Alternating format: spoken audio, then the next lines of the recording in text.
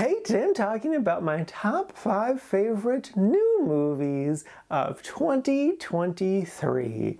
And this is out of a total of 87 new movies I watched this past year.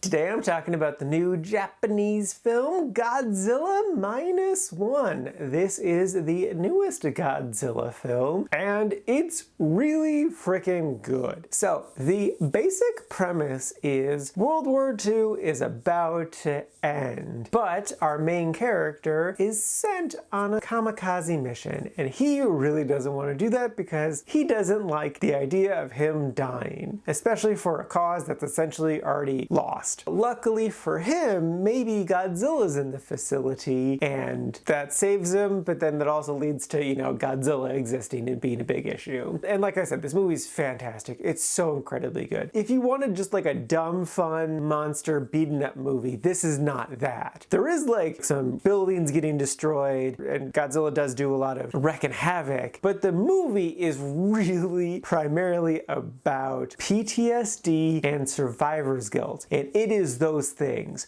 hard. Like, if you want to watch a grown man having a panic attack more than once, this is the film for you. I say that kind of jokingly, but the couple times that it happened, it's so heartbreaking. It is a ridiculously beautiful movie, like story-wise, like emotionally, they crush it. You really feel the community sadness that is post-World War II Japan. And it's just like all of the lost life and just how incredibly depressing just everything is. But it's like, we gotta live, we gotta keep living. And a big part of the theme too is that like the war not being over for the soldiers, like the war is officially over, but to them it's still an ongoing battle inside of them. That was so beautifully done. I think they did a good job too with just like Godzilla themselves. You do get a lot of like the cool iconography stuff that you're used to, but it also really serves as a good metaphor for the carryover of war. Like how the pain that still radiates throughout the community and how that can be destructive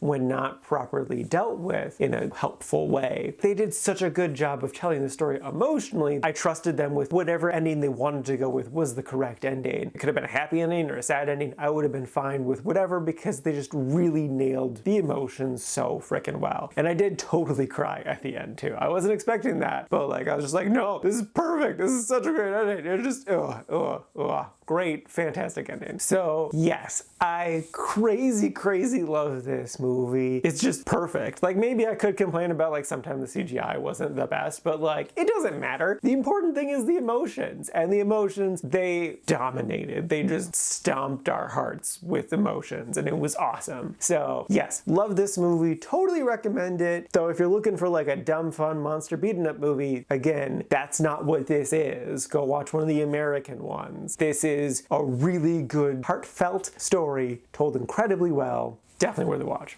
Today I'm talking about the new movie Barbie. It's so good. This stars Margot Robbie and Ryan Gosling and a ton of other actors that you know. It is co-written and directed by Greta Gerwig, who is a fantastic filmmaker. It's no surprise this movie is amazing. It's also co-written by Noah Baumbach, who I'll briefly talk about later, but I can definitely feel his fingerprints on this. And yeah, I loved everything about it. The basic premise is Margot Robbie plays stereotypical Barbie in Barbie land, but one day she's having some problems and she needs to go on to adventure to fix those problems, even though she's not adventure Barbie. She has to do it anyway. It's so good. They did pretty much everything right. It's funny, it's silly, it's so incredibly smart. It's very feminist, which shouldn't be surprising at all. It's got such great messaging about so many different things. I really love how it lampoons the patriarchy. That's a lot of fun. Everyone gives great performances. Obviously, you gotta praise Margot Robbie. She nails Barbie, but Ryan Gosling's great. Issa Rae is great. I loved Michael Cera as Alan. He was perfect. Need more Alan in my life. I would put up an Alan poster. Kate McKinnon was wonderful as weird Barbie. She was just great. I also really loved Simu Liu. He was clearly having a ball and just being like sort of a villain, and he was just eating up. He was having so much fun, and I was loving how much fun he was having. It was just great. I'm so blown away that Mattel was okay with everything in this movie, because the movie is critical of Mattel, but it's really brilliant in the way that it does it. It's also critical of the movie itself, which in other times, I'm not always the biggest fan of. Some films use it as like an excuse to be like, okay, here's this thing that people are going to criticize, so I'm just going to call attention to it and still do it anyway. For instance, in Noah Baumbach's film Kicking and Screaming, I criticized that film for doing that exact thing. But I think it works really, really well here because just the idea of this film is cause for criticism because, in a sense, this is a 2-hour ad for a toy. So for the film to very blatantly address that is a good thing. And I'm so glad that they did it. And they did it in such a smart, interesting way.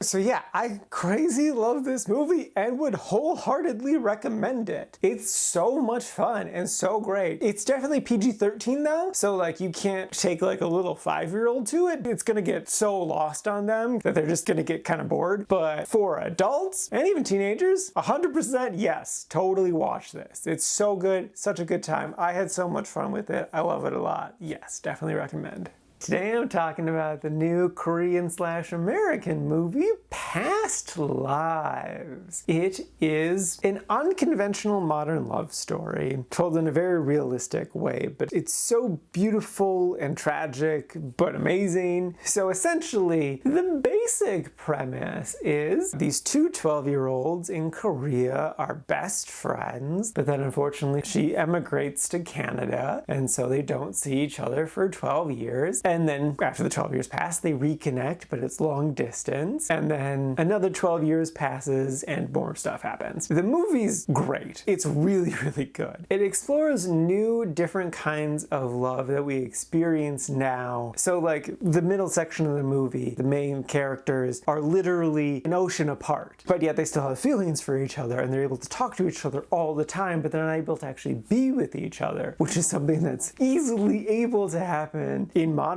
times. Like this is something that I've experienced myself, so I can super relate to that section of the movie. But it's also about like knowing what's true and good for yourself and like being able to follow your passions and not letting anyone get in the way of your passions, but also still loving those around you. There's so much to this. The whole third act, I really, really incredibly loved. Like there's a scene, roughly the turning point for the third act, in which one of the characters, I won't say who, essentially gets meta and talks about like, okay, this is what the story has been so far, and looking at this objectively, where is it going to go? Because there's the obvious like kind of Hollywood endings, but then there's also the more realistic endings. And it was such a beautifully well done scene and moment. I believe that's the thing that made me love this movie, or at least begin my love for this movie. But what truly sealed the deal for me was the very last scene. I won't say what happened. I definitely got emotional throughout the movie, but I cried during that last scene. It was a perfect, beautiful scene that really wrapped up the whole themes of the movie. I haven't really talked about it, but like the title Past Lives refers to this Korean idea. Everyone that you come across in your life, you've experienced something with them in the past. Like it could have been as simple as like you brushed sleeves with them passing in the street in a past life. So once you've reached, I think it's 8,000 of those past lives moments, then in this current life you experience the zenith of it all. It's a really interesting concept and they explore it really well. And it's so good. It's so good. Like just thinking about the ending of the movie makes me want to cry all over again.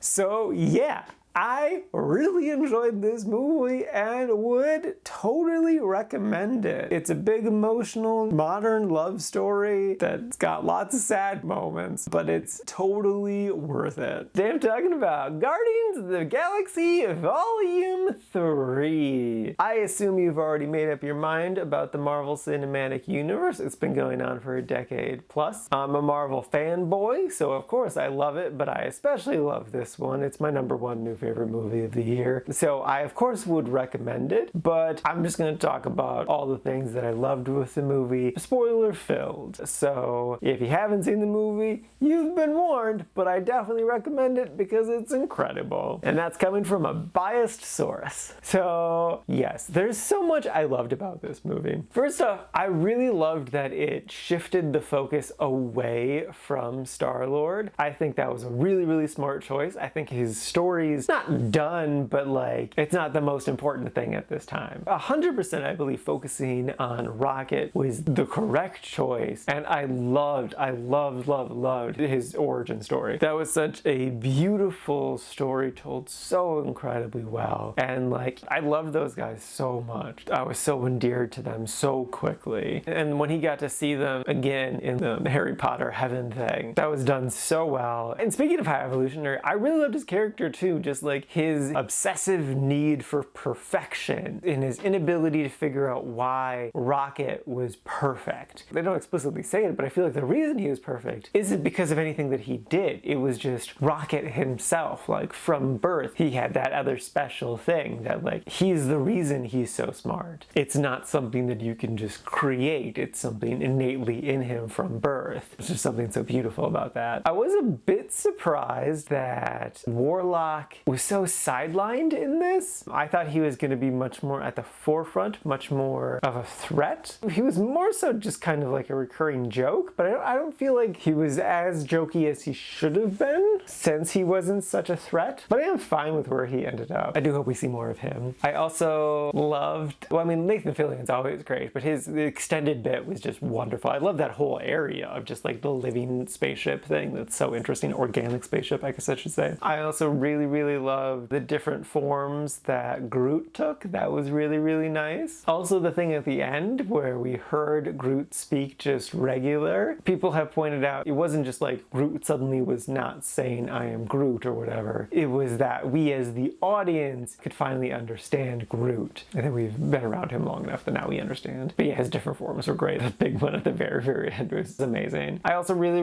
loved Mantis and Draxon's, particularly Mantis. She was just a lot of fun. It's clear that the actor Palm is having a blast playing Mantis. I don't know if we'll ever get to see her again. I hope we do, as just like some badass space warrior. But yeah, no, she was great. But yeah, I loved this film. It's easily my #1 favorite movie of the year so far. If you somehow haven't seen the movie, definitely go watch this movie because it's incredible. It is the perfect end cap to this trilogy. I love it a lot. It holds a warm place in my heart and will for a long time to come. Today I'm talking about the new movie Sanctuary. This stars Christopher Abbott and Margaret Qualley, and it's really good.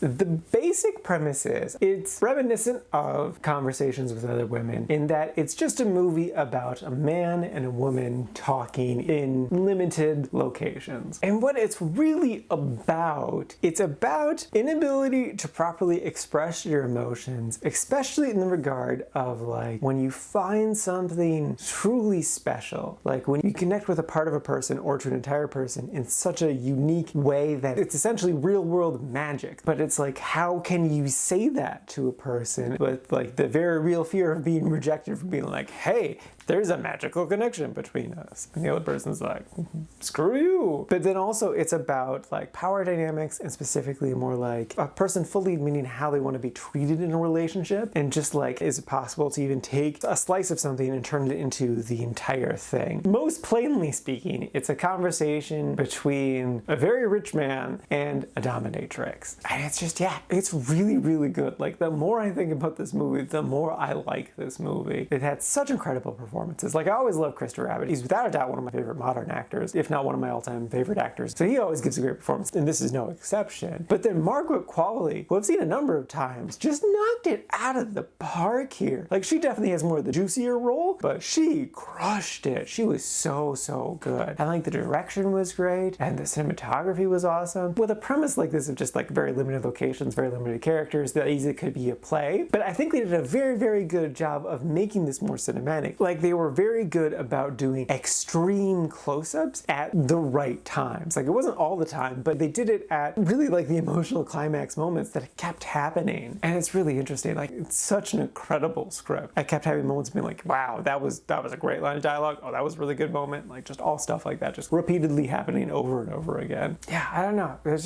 just really everything about this movie just really worked for me. And I was so surprised too by the ending because like it's not what I expected. unexpected, though you could see this coming. But they also did a good job of like justifying the end too within it. I think that worked really, really well. I don't know necessarily if this is a movie for everyone, but I know it's definitely without a doubt a movie for me. Would I recommend it? Yes. I have no idea though if it's gonna strike a chord for you as well as it did for me, because it really, really hit me in all the right spots. But I think it's kind of impossible for me to say if that'll also be the case for you. So I think if you're intrigued, go for it, but just, maybe taper your expectations a little bit. I think you're still gonna enjoy this film a lot.